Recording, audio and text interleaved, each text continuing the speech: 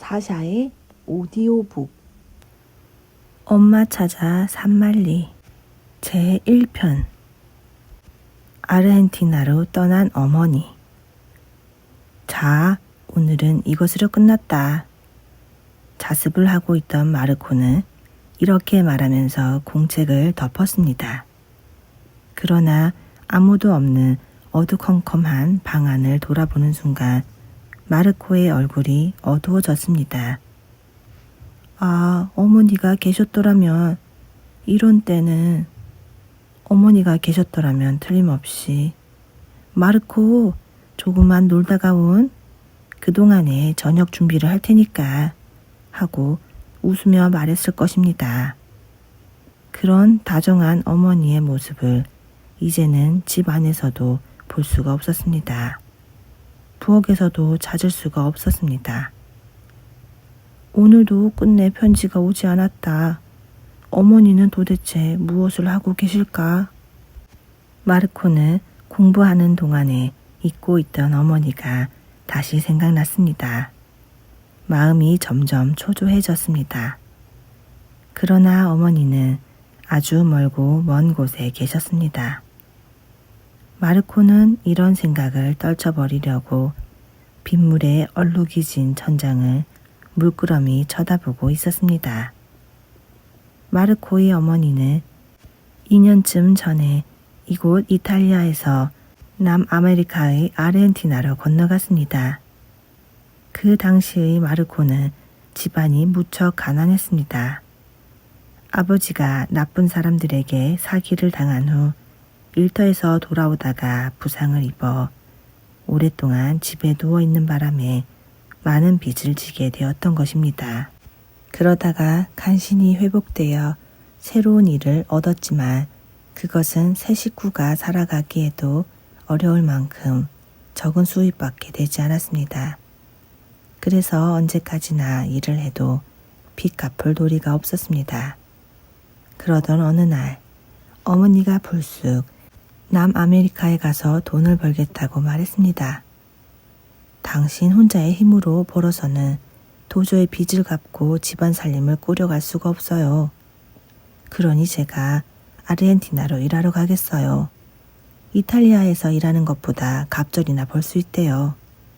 적어도 4, 5년쯤 벌면 상당한 돈이 모을 테니까요. 남자들뿐만 아니라 여자들도 많이 간다니까요. 이런 말을 들은 아버지는 깜짝 놀랐습니다. 그렇지만 남아메리카라면 바다 건너 아주 멀고 먼 나라인데 그런 낯선 나라에 여자 혼자 가서 어떻게 돈을 벌겠단 말이오. 마르코도 아직 어리니 당신은 집안 살림이나 돌보구려. 내가 어떻게라도 돈을 벌어올 테니까. 이렇게 말하며 아버지가 몇 번이나 말렸지만 어머니의 결심은 흔들리지 않았습니다. 제발 제가 가도록 해주세요. 저는 이렇게 건강하니 열심히 일해서 꼭 돈을 모두 보내드리겠어요. 2, 3년 지나서 빚을 모두 갚으면 다시 좋은 집으로 이사를 해서 행복하게 살기로 해요. 정말 미안하지만 그때까지 마르코를 부탁해요. 어머니가 이렇게까지 간절하게 사정을 하니 아버지로서도 더 이상 어쩔 도리가 없었습니다. 정 그렇다면 하는 수 없구려. 그런데 마르코, 너는 어떠냐? 이제 겨우 11살이 된 마르코는 쓸쓸한 웃음을 머금고 물어보는 아버지의 얼굴을 바라보자 눈시울이 뜨거워졌습니다. 싫어요. 난 어머니가 집에 있는 편이 좋아요. 마르코에게는 어머니가 없는 집이란 상상조차 할 수 없는 것이었습니다. 아무리 가난하게 살아도 좋으니 어머니하고 함께 살겠어요. 그러니까 제발 가지 마세요. 눈물을 글썽이며 마르코가 소리쳤습니다. 그러나 어머니는 아무 말도 없이 상냥한 얼굴로 고개를 끄덕이며 마르코에게 약간 미소를 지어 보일 뿐이었습니다. 그로부터 며칠이 지난 어느 날 어머니는 잠자리에 들려는 마르코를 불렀습니다. 예, 마르코야. 아무리 생각해 보아도 나는 역시 가야겠어. 너는 착한 아이니까 틀림없이 아버지의 말씀을 잘 듣고 얌전하게 엄마를 기다려줄 거야. 맛있는 과자와 예쁜 옷과 많은 선물을 가지고 올게. 그리고 될 수 있는 대로 빨리 돌아오마. 싫어요. 가면 싫어요. 마르코는 어머니에게 매달려 큰 소리로 울기 시작했습니다. 울지 마. 나는 곧 돌아올 거야. 얼마 동안만 참으면 돼. 나중에는 그것이 너에게도 도움이 될 테니까 선물도 많이 가지고 올게. 싫어. 선물 따윈 필요 없어요. 가지 말아요. 마르코는 더욱 큰 소리로 울부짖으며 어머니를 힘껏 껴안았습니다. 너가 이러면 엄마는 어떻게 해야 하니? 자, 오늘은 이만 늦었으니 자고 내일 다시 얘기하자. 어머니는 억지로 웃으며 마르코가 아주 어렸을 때 해주던 것처럼 옷을 벗겨서 다시 입혀주셨습니다. 잠옷으로 갈아입혀준 다음 침대에 눕히고 이불을 덮어주며 몇 번이나 얼굴을 비볐습니다. 어머니가 불을 끄자 마르코는 엎드려 소리 없이 흐느껴 울었습니다. 살짝 침대 곁을 떠나는 어머니의 눈에서도 눈물이 글썽이고 있었습니다. 그것이 어머니와 마르코의 마지막 밤이었습니다. 다음 날 아침 마르코가 눈을 뜨자 어머니의 모습은 사라지고 없었습니다. 어머니! 큰 소리로 어머니를 부르자 멍하게 창밖을 내려다보고 있던 아버지가 억지로 웃음을 띠며 말했습니다. 어머니는 같단다. 너하고 헤어지는 것이 괴롭다고 일부러 너 몰래 떠난 거야. 마르코는 갑자기 온몸이 불덩이처럼 뜨거워지는 것을 느끼며 밖으로 뛰쳐나갔습니다. 어느 길을 어떻게 달리는지 자신도 모르게 미친 듯 언덕 위로 갔습니다. 눈 아래로 집들과 나무가 내려다 보였고 멀리 아침 안개에 가려 제노바 항구가 희끄무레하게 보였습니다.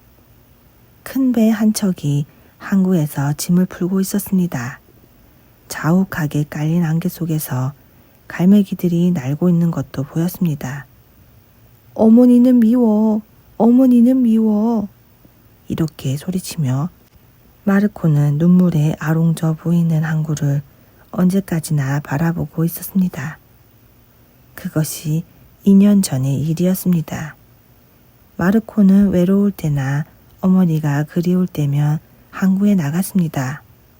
그리고 소리를 질렀습니다. 어머니, 빨리 돌아와요. 어머니. 그러나 어머니는 돌아오지 않았습니다. 날마다 편지가 오기만을 기다렸으나 오늘도 편지는 오지 않았습니다. 마르코는 의자에 앉아 멍하니 어머니에 대한 생각에 잠겼다가 갑자기 밖이 어두워지기 시작한 것을 알고는 일어났습니다. 아버지가 돌아오실 때가 됐구나. 보통 때는 아버지가 일터에서 돌아온 다음에 저녁 준비를 했습니다. 그러나 오늘만은 미리 저녁 준비를 해두기 위하여 마르코는 좁은 부엌으로 들어갔습니다. 양파와 감자의 껍질을 벗긴 다음 도마 위에 올려놓고 잘게 썰기 시작했습니다. 잠시 후 스프가 끓기 시작했을 때였습니다. 마르코, 좀 늦었구나. 아버지가 큰 소리로 말하며 들어왔습니다. 아버지, 오늘도 편지가 오지 않았어요. 정말이지 무슨 일이 있는가 봐요. 요즘 아버지가 일터에서 돌아오면 제일 먼저 꺼내는 마르코의 이야기는 어머니로부터의 편지에 대한 것이었습니다. 그래, 하지만 그렇게 걱정하지 마라. 내일은 꼭 올 거야. 이렇게 위로하는 듯 아버지의 말도 날마다 되풀이 되는 것이었습니다. 마르코와 아버지를 집에 남겨두고 아르헨티나의 수도인 부에노스 아이레스에 닿은 어머니는 오래도록 그곳에서 살고 있던 사촌 멜레리를 찾아갔습니다. 출발하기 전부터 편지로 부탁해 두었으므로 사촌은 가까운 곳에 있는 부잣집 하녀 자리를 하나 구해 두었습니다. 그래서 어머니는 닫자마자 그 부잣집에서 일을 하게 되었습니다. 그 소식을 들은 아버지는 기뻐하며 편지를 띄었습니다. 그로부터 얼마 후 어머니에게서 다음과 같은 편지가 왔습니다. 여보, 안녕하셨어요? 마르코도 여전하겠지요? 하루 종일 일하고 지친 몸으로 돌아오실 텐데 식사 준비도 해드리지 못하고 빨래도 해드릴 수가 없으니 정말 미안해요. 마르코도 열심히 공부하고 건강하게 놀고 있겠지? 너는 착하고 영리한 아이니까 아버지를 괴롭히는 일은 하지 않으리라고 이 엄마는 믿는단다. 여보, 나는 아주 잘 있으니 걱정하지 않아도 돼요. 이곳 풍습도 상당히 몸에 배었고 모든 사람들이 친절하게 대해주니 날마다 즐겁게 일하고 있어요. 그리고 급료도 처음 생각했던 것보다 훨씬 많이 받는답니다.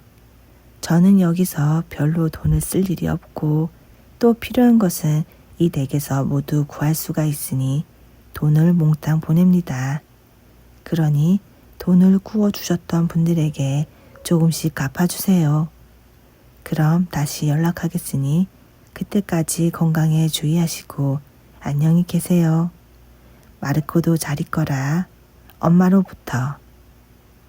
마르코는 크게 기뻐했습니다. 소리내어 편지를 읽은 아버지도 빙그레 웃었습니다. 참 고마운 일이야. 앞으로는 잘 되어 가겠지. 나도 힘껏 일할 거야. 이렇게 말하며 아버지는 크고 굳은 손으로 마르코의 머리를 쓰다듬었습니다. 이때만은 마르코도 쓸쓸한 것을 잊고 아버지와 함께 기뻐했습니다. 어머니가 벌어서 보내주는 돈으로 아버지는 꾸었던 돈을 조금씩 갚아나갔습니다. 그리고 아버지도 열심히 일했습니다. 그런데 그로부터 1년이 지난 어느 날이었습니다. 갑자기 어머니로부터 요즘은 몸이 불편하여 누워있다는 간단한 편지가 왔습니다. 걱정에 잠긴 아버지는 더 자세한 사정을 알려달라고 편지를 보냈지만 아무리 기다려도 답장이 오지 않았습니다. 아버지는 사촌에게 어떻게 된 사정인가 물었습니다. 그러나 결과는 마찬가지였습니다. 도대체 어떻게 된 영문인가? 아무 소식이 없으니. 아버지, 정말 걱정이에요. 다른 곳에 물어볼 데가 없을까요? 그래서 아버지는 마지막으로 부에노스 아이레스에 있는 이탈리아 영사관에 편지를 내어 어머니가 있는 곳을 수소문해 달라고 했습니다. 마르코, 영사관이라면 거기에 있는 이탈리아 사람에 대해서는 반드시 알고 있을 거야. 이번에야말로 어머니가 있는 곳을 꼭 알 수 있을 게다. 조금은 시간이 걸리겠지만 마침내 기다리던 답장이 석 달이 지난 후에 왔습니다. 그러나 아무리 찾아도 알 수가 없다는 내용뿐이었습니다. 아버지는 물론 마르코도 기가 막혀서 입을 열 수가 없었습니다. 그렇다면 아마 이름을 바꾸어서 일하는 모양이지. 남의 집 하녀 노릇을 하는 것이 부끄러워서 말이야. 아버지는 그렇게 생각했습니다. 하지만 어떻게 해볼 도리가 없었습니다. 그래서 하는 수 없이 그 후부터는 빨리 소식이 오도록 해주십시오 하고 기도하면서 초조한 나날을 보냈습니다. 엄마를 찾아. 어머니로부터의 편지가 끊어진 지도 어언가한 반년이 지났습니다. 이 무렵이 되자 마르코도 아버지도 어머니에 대한 말은 입 밖에 내지 않게 되었습니다. 그렇다고 두 사람 모두 어머니를 잊어버린 것은 절대로 아니었습니다. 이야기를 꺼내면 슬픈 생각이 들기 때문에 말을 하지 않을 따름이었습니다. 아버지도 마르코도 혼자서 속으로 어머니를 생각하고 있었습니다. 그러던 어느 날 마르코는 여느 날과 다른 밝은 목소리로 일터에서 돌아온 아버지를 맞았습니다. 편지라도 왔니? 마르코의 밝은 얼굴을 보며 아버지는 대뜸 이렇게 물었습니다. 아니요, 아버지. 참 좋은 생각이 떠올랐어요. 마르코는 아버지가 일터에 나가고 혼자 있는 동안에 생각한 것을 빨리 말하고 싶어서 아버지가 오기만을 초조하게 기다리고 있었던 것입니다. 저 어머니를 찾으러 가겠어요. 귀여운 마르코의 눈은 샛별처럼 반짝거렸습니다. 뭐, 네가 아르헨티나에 가겠다고? 옷을 갈아입고 있던 아버지의 두 손이 갑자기 멈춰졌습니다. 무슨 소리를 하는 게냐? 너는 아직 13살밖에 안 됐어. 한 달 이상이나 걸리는 먼 곳을 네가 어떻게 혼자서 간단 말이냐? 놀란 아버지는 마치 꾸짖듯이 말했습니다. 마르코, 그런 일은 아버지도 전에 생각해 본 일이 있단다. 그러나 간신히 얻은 일자리를 팽개치고 간다면 언제 다시 일자리를 얻을 수 있을지 몰라. 게다가 가는 데만 한 달이나 걸리니 그동안 어린 너를 누가 돌보며 먹여주겠니? 그런 생각하니 단념하는 수밖에 없었어. 그러니까 제가 가겠어요, 아버지. 배를 타기만 하면 무사히 아르헨티나까지 갈 자신이 있어요. 걱정할 것 하나도 없어요. 아르헨티나에는 어른들뿐만 아니라 아이들도 많이 있대요. 마르코는 아버지에게 매달려 옷자락을 잡아당기고 몸을 흔들며 열심히 부탁했습니다. 안 돼, 안 돼. 아버지는 화가 난 듯 세차게 고개를 흔들며 입을 다물어 버렸습니다. 그래도 마르코는 단념하지 않았습니다. 아버지, 아르헨티나에 닿기만 하면 일을 하면서 어머니를 찾겠어요. 아이들이라도 할 수 있는 일자리가 반드시 있을 거예요. 돌아오는 배삭도 벌어서 어머니와 같이 돌아올게요. 아버지 괜찮지요? 저녁 식사를 하면서도 식사가 끝나고서도 마르코는 아버지가 걱정하지 않도록 열심히 설명했습니다. 마르코의 마음은 확실하게 굳어져 있었습니다. 그렇지만 아무리 해도 이날은 아버지의 승낙을 얻지 못했습니다. 그래서 그 다음 날부터는 아버지 꼭 승낙해 주세요. 네. 하고 틈만 나면 졸랐습니다. 이렇게 마르코가 끈질기게 조르자 아버지의 마음도 차츰 달라지기 시작했습니다. 어린 나이에 혼자서 먼 외국까지 나가서 어머니를 찾겠다는 어머니에 대한 강한 사랑. 그것은 참으로 기특한 것이었습니다. 결국 굳은 결심이 아버지를 감동시켰습니다. 오랫동안의 가난과 외로움과 고통 속에서 살면서도 끝내 희망과 용기를 잃지 않고 있는 마르코에 대하여 아버지는 가슴 뿌듯한 자랑을 느끼기까지 했습니다. 정말 마르코라면 혼자 보내도 괜찮을 것 같구나. 어느새 아버지는 이렇게 생각하기 시작했습니다. 그러나 가장 곤란한 것은 아르헨티나까지 갈 배삭을 어떻게 마련하느냐 하는 것이었습니다. 아무래도 좋은 방법이 없구나. 이날도 아버지는 근심스러운 얼굴로 신문만 읽었으며 마르코는 창문을 통해 어두운 바깥을 내다보고 있었습니다. 얼마 후 아버지는 마르코 이제는 자야지 하고는 신문을 내려놓고 몹시 피로한 듯 팔을 쭉 뻗고 의자의 등받이에 몸을 깊이 파묻었습니다. 네, 마르코는 창밖을 내다보면서 대답했습니다. 창밖에 있는 나무에 손바닥을 펼친 듯한 나뭇가지가 어머니의 옆 모습과 아주 닮아 보였습니다. 어머니 안녕.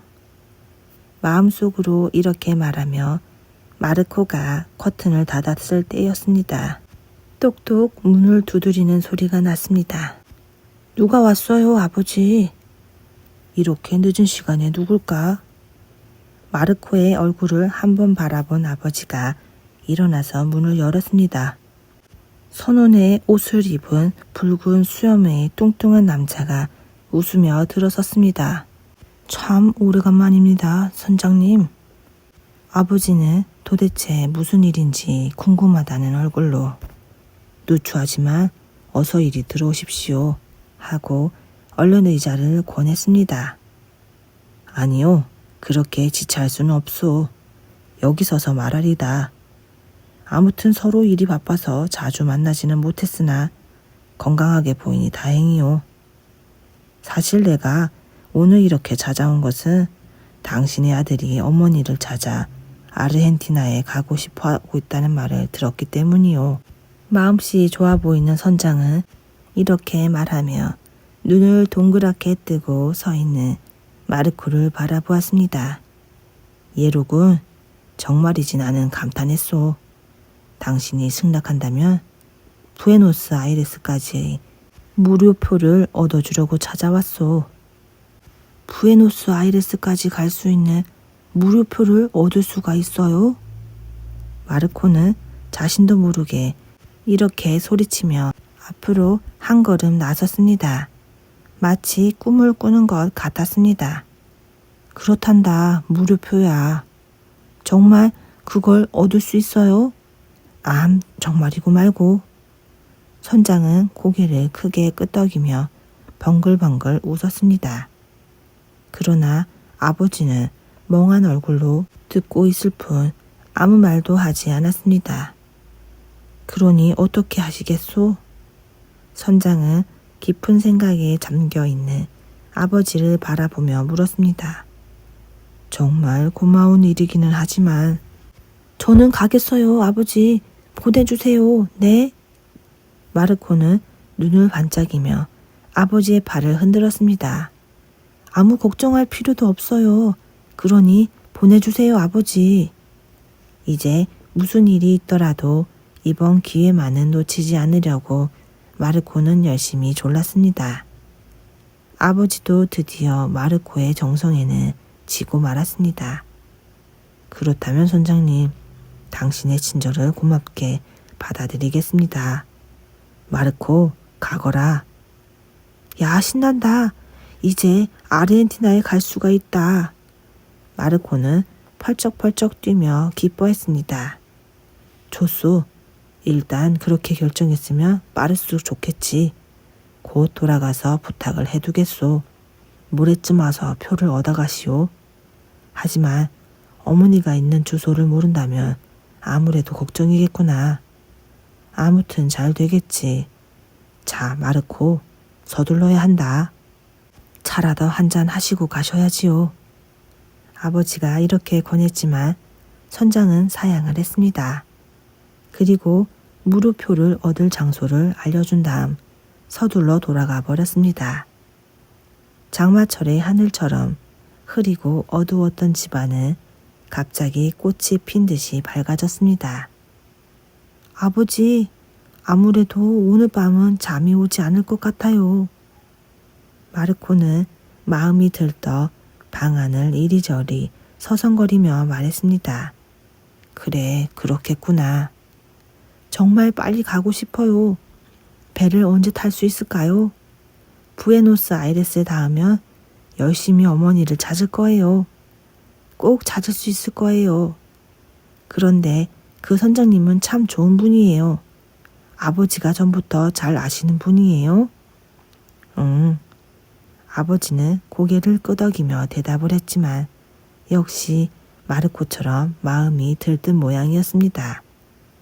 읽지도 않는 신문을 들고 자꾸만 뒤적거리는 것이었습니다. 이날 밤 마르코는 정말 제대로 잠들지 못했습니다.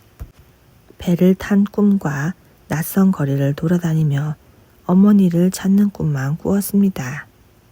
아침에 일어나 보니 색이 바랜 커튼의 꽃무늬가 갑자기 화려하게 보였습니다. 얼룩진 벽도 새삼스럽게 따뜻한 정을 안겨주는 것 같았습니다. 장 밖에서 지저귀는 참새들도 마르코의 아르헨티나 여행을 기뻐해주고 있는 것 같았습니다. 어머니와 헤어진 이후 이렇게 즐거운 기분을 가진 날은 이날이 처음이었습니다. 다음 날은 배의 무료표를 얻는 날이었습니다. 마르코는 하루 종일 가슴을 두근거리며 그 작은 네모꼴 종이를 기다렸습니다. 마르코, 배표야. 출발은 일주일 후다. 문을 열고 들어온 아버지는 안주머니에서 배표를 꺼내 보였습니다. 야, 정말이구나. 4월 22일이라고 쓰여 있어요. 마르코는 눈을 크게 뜨고 정신없이 배표를 들여다보고 있었습니다. 그만 앉아라, 마르코. 그건 진짜 표니까 그렇게 들여다보지 않아도 돼. 아버지가 웃으며 이렇게 말하는 바람에 마르코도 함께 소리내어 웃었습니다. 드디어 출발하는 날도 정해졌다. 앞으로는 날씨가 차츰 따뜻해지니 옷을 잘 준비해야지. 작은 트렁크가 어딘가에 하나 있었는데 제가 트렁크를 찾아 놓았어요. 짐도 모두 챙겨 넣었어요. 마르코는 싱긋 웃으며 대답했습니다. 무척 준비가 빠르군. 아버지가 마르코의 머리를 쓰다듬으며 웃었으므로 마르코도 따라서 웃었습니다. 어느덧 일주일이 지나가고 드디어 출발하는 날 저녁이 왔습니다. 이것으로 모든 준비는 끝났다. 이것이 멜레리의 주소니까 잃어버리지 않도록 잘 간수하거라. 아버지는 이렇게 말하며 마르코의 저고리 안주머니에 주소가 적힌 종이 쪽지를 넣어주었습니다. 돈을 충분하게 주지 못해서 마음에 걸리지만 아무쪼록 기운내. 잘못하여 다치거나 병에 걸리지 않도록 정신을 바짝 차리고. 2번, 3번 되풀이되는 아버지의 이 말을 마르코는 꿈속에서 듣는 자장가처럼 듣고 있었습니다. 마르코의 마음은 이미 배를 타고 있었습니다. 배는 넓고 넓은 푸른 바다 위를 흰 파도를 가르며 똑바로 나아가고 있었습니다. 남아메리카로, 어머니가 계시는 아르헨티나로. 외로움 속에서 저녁 놀이 붉게 물들고 땅거미가 질 때였습니다. 마르코는 작은 트렁크 한 개를 들고 많은 사람들 틈에 섞여서 남아메리카로 향하는 배에 올랐습니다. 마르코, 괜찮니? 출항을 알리는 백고동이 울기 시작하자 아버지는 마르코를 꼭 껴안고 말했습니다. 정신을 차리고 기운을 내야 한다. 하느님은 반드시 너를 도와주실 거야. 이렇게 말하는 아버지의 눈에는 눈물이 글썽이고 있었습니다. 네, 알겠어요. 그럼 아버지, 다녀오겠습니다. 마르코는 웃으며 일부러 큰 목소리로 말했습니다. 계속하여 울던 백고동이 그치자 전속 나온 많은 사람들이 배에서 내렸습니다. 배는 닻을 올리자 밧줄을 풀고 천천히 부두에서 멀어졌습니다. 아버지, 다녀오겠습니다. 마르코는 갑판에 서서 모자를 흔들며 외쳤습니다. 아버지도 손을 흔들었습니다. 아버지의 모습이 점점 멀어지더니 잠시 후에는 보이지 않게 되었습니다. 아버지의 모습과 함께 제노바 항구도 멀어져 갔습니다. 불빛만이 어둠 속 멀리서 깜빡이고 있었습니다. 마르코는 갑자기 제노바가 못 견디게 그리워졌습니다. 그래서 어둠 속에서 제노바의 불빛이 사라질 때까지 갑판 위에 서서 물구름이 항구 쪽을 보고 있었습니다. 희미한 불빛마저 완전히 어둠 속으로 사라지자 마르코는 주위를 돌아보았습니다. 갑판 위에는 많은 사람들이 옹기종기 모여서 떠들고 있었습니다. 이탈리아에서는 살기가 힘들어 모두 남아메리카로 이민을 가는 사람들이었습니다. 그렇다. 나도 드디어 남아메리카의 아르헨티나로 가게 되었다. 갑판을 떠나 선실로 내려가자 거기도 많은 사람들로 붐비고 있었습니다. 대개가 마르코의 아버지나 어머니보다는 젊은 사람들이었습니다. 그러나 그 속에는 할아버지와 할머니도 덜어 섞여 있었습니다. 또한 한쪽에서는 악을 쓰며 우는 아기도 있었습니다. 이렇게 많은 사람들이 배를 타고 있었지만 그들 중에서 마르코가 아는 사람은 하나도 없었습니다. 마르코의 곁에는 작은 트렁크 하나만 외롭게 놓여 있을 뿐이었습니다. 마르코는 갑자기 슬픈 생각이 들어 두 무릎을 껴안고 눈물을 흘렸습니다. 다른 사람들은 모두 잠자리에 들었지만 마르코는 좀처럼 잠들 수가 없었습니다. 어머니, 어디 계세요? 왜 편지도 보내주지 않으세요? 졸음이 와서 무거워진 눈꺼풀을 간신히 깜빡이면서 마르코는 몇 번이나 마음속으로 외쳤습니다. 그러다가 자신도 모르게 스르르 깊은 잠에 빠져들었습니다. 주위가 갑자기 시끄러워져서 눈을 뜨니 이미 아침이었습니다. 서둘러 세수를 하고 식당으로 간 마르코는 접시에 담긴 스프를 반만 비우고는 다시 갑판으로 나왔습니다. 아침 해가 하늘 높이 올라와 있었습니다. 넓은 바다와 배의 갑판 위에 4월의 따뜻한 햇살이 내리쬐고 있었습니다. 얼마나 왔을까? 사방을 둘러보아도 끝없이 넓은 바다만 보일 뿐 지금 배가 어디쯤 와 있는지 전혀 짐작할 수가 없었습니다. 뱃전에 기대서서 앞을 똑바로 바라보았습니다. 멀리 바다 끝은 하늘과 맞닿아서 연기처럼 흐리게 보였습니다. 어머니, 어머니. 언제 어디서나 생각나는 것은 어머니뿐이었습니다. 내가 이렇게 배를 타고 바다를 건너가는 줄도 모르고 어쩌면 혹시 돌아가시지는 않았을까 하는 무서운 생각이 문득 떠올랐습니다. 아니야, 그럴 리가 없어. 돌아가시다니.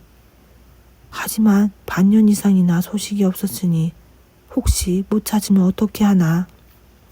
그렇다면 역시 이 세상에는 이미 아니야. 나를 두고 어머니가 그렇게 쉽사리 돌아가시지는 않아. 마르코의 마음속에는 정반대가 되는 두 가지 생각이 맹렬하게 싸우기 시작했습니다. 그래서 낮이나 밤이나 별로 식사도 하지 못한 채 갑판 구석에 쪼그리고 앉아 배가 나아가는 쪽을 물끄러미 바라보고만 있었습니다. 귀여운 마르코의 두 뺨에는 굵은 눈물이 흘러내리고 있었습니다. 낮에만 슬픈 생각이 드는 것은 아니었습니다.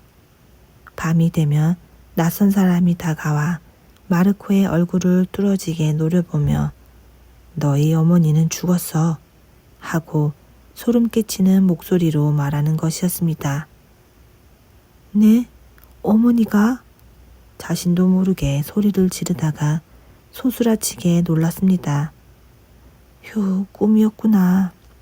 사람들이 잠든 선실을 돌아보며 마르코는 안도의 한숨을 쉬었습니다. 그런 날이 며칠이고 계속되었습니다. 그러던 어느 날 저녁 무렵이었습니다. 갑자기 검은 구름이 하늘을 뒤덮는가 싶더니 세찬 바람이 비를 몰고 왔습니다. 바람은 갈수록 세차게 불어 배를 마치 나뭇잎처럼 흔들었습니다. 폭풍우다. 더 심해지지 말아야 할 텐데.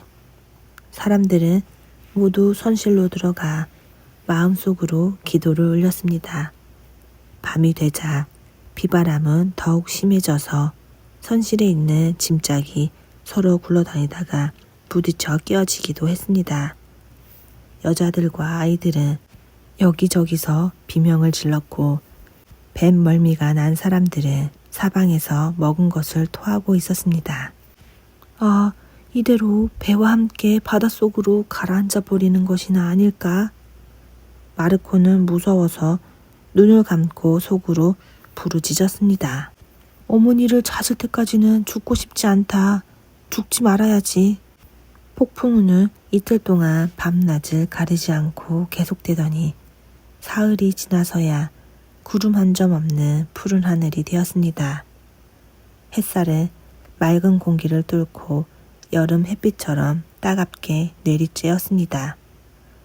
이런 날이 계속되자 이번에는 모든 사람들이 더위를 피해 바람이 부는 가판 위로 나왔습니다.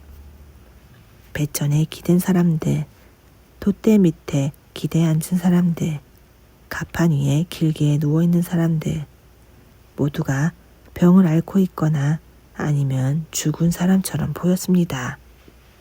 보이는 것이라고는 푸른 물과 하늘뿐이었습니다. 마르코는 오래도록 배전에 기대어 있었습니다. 이렇게 끝없이 넓게 펼쳐진 바다에 지쳐버린 것입니다. 아르헨티나까지의 항해 기간이 반쯤 되었을 때부터 마르코는 다시 원기를 되찾았습니다. 여느 때와 같이 마르코가 갑판에 나와 혼자 바다를 바라보고 있는데 갑자기 뒤에서 얘야 어디까지 가니? 하고 묻는 사람이 있었습니다. 마르코가 뒤를 돌아보자 농부처럼 생긴 할아버지가 빙그레 웃으며 마르코를 바라보고 있었습니다. 저는 부에노스 아이레스로 가요. 혼자 가는 것 같은데 무슨 일로 가니? 어머니를 찾아서. 마르코는 자세한 이야기를 그 할아버지에게 했습니다. 아직 어린 너에게 참 낙한 이로구나. 할아버지는 안 됐다는 듯이 이렇게 말하며 고개를 끄덕였습니다. 할아버지는 어디로 가세요? 나는 로사리오라는 마을 가까이서 농사를 짓고 있는 아들에게 간단다. 아마 부에노스 아이레스에서 가까울 거야. 자, 얼마 남지 않았다. 우리 기운을 내자. 어머니는 꼭 찾을 수 있을 거야. 할아버지는 상냥한 목소리로 말했습니다. 이때부터 마르코는 이 할아버지와 아주 친해졌습니다. 지금까지 슬프고 외로웠던 기분이 한꺼번에 싹 가셨습니다. 언제나 할아버지와 함께 식사를 했고 바람을 쏘였으며 이탈리아에서의 이야기를 나누었습니다. 밤이 되면 이민을 가는 승객들이 별이 반짝이는 하늘을 쳐다보며 가판 위에 모여 곧잘 노래를 불렀습니다. 그럴 때면 마르코는 파이프를 입에 문 할아버지 곁에 앉아 같이 노래를 들었습니다.